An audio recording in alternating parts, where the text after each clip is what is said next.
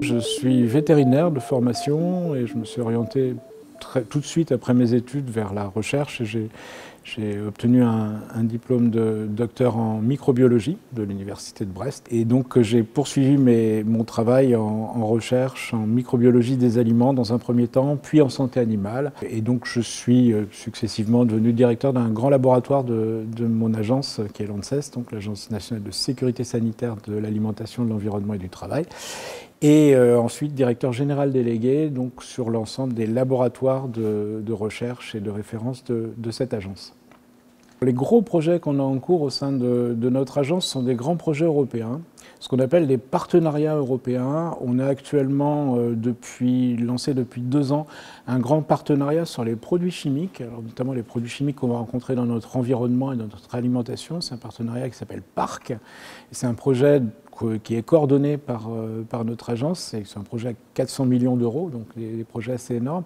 Là, depuis le 1er janvier 2024, on a aussi lancé un projet où on est co-coordinateur avec des collègues belges, un projet qui s'appelle le partenariat sur la santé et le bien-être des animaux, donc qui va en fait structurer la recherche européenne sur ces thématiques-là pendant les 7 années qui viennent. C'est aussi un énorme projet à 350 millions d'euros.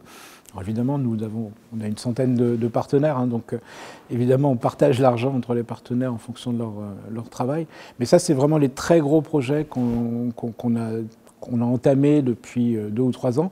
Et puis ensuite, des projets de l'Agence nationale de la recherche, des projets qui sont des projets propres. Par exemple, on est en train, sur notre laboratoire en Côte d'Armor, notre laboratoire de Ploufragan, développe actuellement un vaccin contre la peste porcine africaine, dont on sait que c'est peut-être un des fléaux qu'on aura à affronter en matière de production porcine dans les années qui viennent. Alors on ne l'espère pas, mais on travaille sur le développement d'un vaccin pour fournir aux éleveurs le plus vite possible des solutions pour prévenir cette maladie extrêmement grave.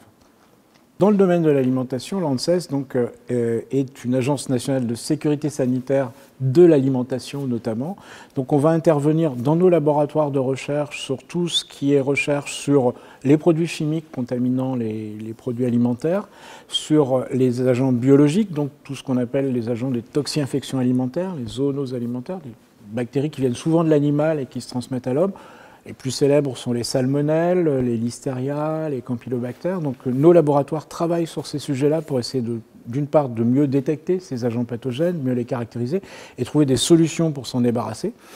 Et puis tout un travail sur l'alimentation à travers notre mission d'expertise où là on va répondre à des sujets de nutrition, à des sujets sur les compléments alimentaires par exemple, dont certains peuvent être toxiques, hein, certains compléments alimentaires pris par les sportifs qui peuvent s'avérer contaminés par des substances toxiques. Donc tout un champ, on va dire, de l'alimentation, y compris les champignons vénéneux. Et tous les ans, à l'automne, au moment de la cueillette des champignons, on met en place des campagnes de communication pour mettre en garde les consommateurs contre le ramassage de champignons et leur éventuelle toxicité. Donc c'est tous les sujets qui ont trait à l'alimentation, en fait, qui sont traités dans notre agence à travers soit des missions d'expertise, soit des missions de recherche, puisqu'on est aussi un opérateur de recherche.